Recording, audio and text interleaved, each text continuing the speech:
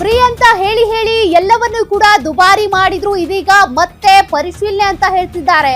ಇದರಿಂದ time waste ಆಗುತ್ತೆ. ಮೊದಲು ಬಾಕಿ ಗೃಹಲಕ್ಷ್ಮಿ ಹಣವನ್ನ ಹಾಕಿ ಅಂತ ಹೇಳಿ ಮಹಿಳೆಯರು ಕಲಬುರಗಿಯಲ್ಲಿ ಆಗ್ರಹಿಸಿದ್ದಾರೆ. ಇದು ರಾಜಕೀಯದಾಗ ಬಂದೀಗ ಒಬ್ಬೊಬ್ಬರು MLAಗಳ ಬದಲಿಯಾಗಿ ಅದು ಮಾಡ್ರಿ ಇದು ಮಾಡ್ರಿ ಅಂತ ಹೇಳ್ತಾ ಇದ್ದಾರೆ ಸರ್. ನಾವು ಅವ್ರ ರಾಜಕೀಯದಾಗ ಅವ್ರ ರಾಜಕಾರಣಿಗಳು ಬದಲಿಯಾಗ್ಯಾರ, ನಾವು ಹೆಣ್ಮಕ್ಳು ಅಂತೂ ಬದಲಿಯಾಗಿಲ್ಲ. ಆದ್ರೆ ಯಾರು ಸತ್ತಾರ ಯಾರು ಇದಾಗ್ಯಾರ ಅವ್ರದ್ದೇನದ ಅವ್ರು ಬಂದು ಕನೆಕ್ಟ್ ಮಾಡ್ರಿ ಅಂತ ಅವ್ರಿಗೆ ಹೇಳ್ಬೋದು ಸರ್. ಇದ್ದವ್ರಿಗೆ ಎಲ್ಲರಿಗೆ ಬಂದು ಮತ್ತೊಂದು ಸಲ ಅರ್ಜಿ ಕೊಡ್ರಿ, ಮತ್ತೊಂದು ಸಲ ಹೆಬ್ಬಾಟ ಕೊಡ್ರಿ, ನೀವು ಮತ್ತೊಂದು ಸಲ ಇದು ಮಾಡ್ರಿ ಅಂತ ಹೇಳ್ತಾರೆ.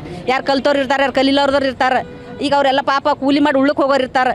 ಏನೋ ಮಾಡ್ರಿ ಅಂತ ಹೇಳಿದ್ರು, ಅಲ್ಲಿ ಏನೇನೋ ಮಾಡ್ಲಕ್ಕೆ ಹೋದ್ರು ಮತ್ತೆ ಸರ್ವರ್ ಇಲ್ಲ ಅಂತ ಹೇಳ್ತಾರೆ. ಸರ್ವರ್ ಮಾಡಿಲ್ಲ ಅಂತ ಹೇಳ್ಕಿ ಮೂರು ದಿನ ಅಲ್ಲೇದೇ ಆಗ್ತದೆ. ಮುನ್ನೂರು ಒಂದು ಅಲ್ಲೇಟಿಗೆ ಅವ್ರದ್ದು ಈಗ 2 ವರ್ಷ ಮುಗೀತದ. ಅದಿಷ್ಟು ದುಡ್ಡು ನಮಗೆ ಆಗ್ತದೆ ಅಂತ ಅವ್ರು ಅಲ್ಲಿಗತ್ತೆ ನೋಡ್ರಿ ಸರ್. ಅಷ್ಟೇ, ಏನಿಲ್ಲ ನೋಡ್ರಿ ಸರ್. ಈಗ 2 ತಿಂಗಳಾಯ್ತು ನಮ್ಗೆ ದುಡ್ಡೇ ಬಂದಿಲ್ಲ. ಮೊದಲೊಂದು 4 ತಿಂಗಳದ್ದು ದುಡ್ಡೇ ಬಂದಿಲ್ಲ. ಆಯಿತು ಹಾಕಲ್ರಿ ಎಲ್ಲ ಅಲ್ಲಿ ಹೋಗಿ ಕೇಳಕ್ಕೆ ಹೋಗೋಣ. ಮ್ಯಾಗಿನವ್ರು ಹಾಕೋರು ಬರ್ತಾವೆ, ಇಲ್ಲಿ ನಮ್ಮ ಕೇಳಿದ್ರಿ ಏನು ಹೇಳ್ಬೇಕಂತ ಅವ್ರು ಅಂತಾರೆ. ಏನು ನೋಡ್ರಿ ಹೆಬ್ಬಟ್ರ ನೋಡ್ರಿ ಇದ್ರನ್ನ ನೋಡ್ರಿ ಅಂದ್ರೆ ಎಲ್ಲದ ನಿಮ್ದು ಎಲ್ಲದ ಹೋರ್ ಅಂತ ಕಳಿಸ್ಬಿಡ್ತಾರೆ.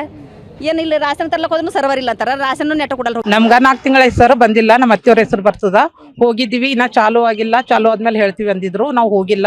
4 ತಿಂಗಳಾಯ್ತು. ನಮ್ಮ ಅತ್ತೆಯವ್ರಿಗೆ ಬಂದಿಲ್ರಿ ಸರ್. ಮತ್ತ ಏಜ್ ಆಗ್ಯದ. ನಮ್ಮ ಅತ್ತೆಯವ್ರಿಗೆ ಒಯ್ದಿಲ್ಲ ನಾವು. ಅಂದ್ರೆ ಸರ್ ತೆಗೆದಾಕ್ಬೇಕು. ಮತ್ತ ಅಂದ್ರೆ ಆಗಲ್ರಿ ಸರ್. ಮತ್ತ ಅಂದ್ರೆ ಅದೇ ಇನ್ಕ್ವೈರಿ ಮಾಡಿದ್ರು ನಮ್ಗೆ ಏನಿಲ್ಲ ಸರ್. ಹೊಲ ಇಲ್ಲ, ಮನಿ ಇಲ್ಲ. ನಾವು ರಟ್ಟಿ ಮೇಲೆ ದುಡಿಯೋರು. ನಮ್ಮ ಮನೆಯವರು ಆಟೋ ನಡೆಸ್ತಾರ ಸರ್. ಅವ್ರಿಗೆ ಖರೆ ಹೇಳಬೇಕು ಅದು ಅಂದ್ರೆ ಅವೆಲ್ಲ ಆಗ್ಲಾರ ಮತ್ ಸರ್. ಅದು ಮತ್ತೆ ರಿಪೀಟ್ ಮಾಡಿದ್ರೆ ಇದ್ದವ್ರಿಗೆ ಎಲ್ಲ ಅವರು ಇನ್ಕ್ವೈರಿ ಮಾಡ್ಬೇಕು ಸರ್. ಆಧಾರ್ ಕಾರ್ಡ್ ತಗೊಂಡ್ರೆ ಎಲ್ಲ ಗೊತ್ತೇ ಆಗ್ತದಲ್ಲ. ನಂಬರ್ ತಗೊಂಡ್ರಿ ಅದು ನೋಡಿ ಹಾಕೋರಿಗೆ ಹಾಕ್ಬೇಕು, ಇಲ್ಲಾಂದ್ರೆ ಬಂದ್ ಮಾಡ್ಬೇಕು ಸರ್. ಅಷ್ಟೇ. ತ್ರಾಸ ಆಗ್ತದ್ರಿ ಸರ್. ಈ ಕೂಲಿ ಮಾಡ್ಲಿಕ್ಕೆ ಹೋಗೋರು ಇರ್ತಾರ, ಅಲ್ಲಿ ಅಂದ್ರೆ ಪಾಳಿ ಇರ್ತದ. ನಂಬರ್ 1 ನಿಂದ್ರಿ ಮಾಡ್ರಿ. ಇವಾಗ ಗೃಹಲಕ್ಷ್ಮಿ ಯೋಜನೆ ಸಂಬಂಧ ಸರ್ಕಾರ ಮತ್ತೊಮ್ಮೆ ಅಪ್ಲಿಕೇಶನ್ ಕರೆದಾರಂತ್ರಿ. ಸೊ ಇವಾಗ ಅದು ಕರೆದ್ರಲಿಂತ ಹೆಣ್ಮಕ್ಳಿಗೆ ಎಷ್ಟು ಪ್ರಾಬ್ಲಮ್ ಆಗ್ತದ. ಇವಾಗ ಆಲ್ರೆಡಿ ಅವ್ರು ಎಷ್ಟು ಕೆಲಸ ಬಿಟ್ಟು ಅವಾಗೆ ಮೊದಲೆಲ್ಲ ಕರೆದಿದ್ರಾಗಿಂದ ಎಕ್ಸಾಂಪಲ್ ಈಗ 1000 ಜನಕ್ಕೆ ಅಪ್ಲಿಕೇಶನ್ ಹಾಕ್ಯಾರಂದ್ರೆ ನೀವು ಒಂದು 500 ಜನ ಕೊಟ್ಟಿರಿ, ಅದನ್ನು 6 ತಿಂಗಳು ಕೊಟ್ಟಿರಿ, ಒಂದು 6 ತಿಂಗಳು ಕೊಟ್ಟಿಲ್ಲ, ಹಿಂಗೆ ಮಾಡಿರಿ.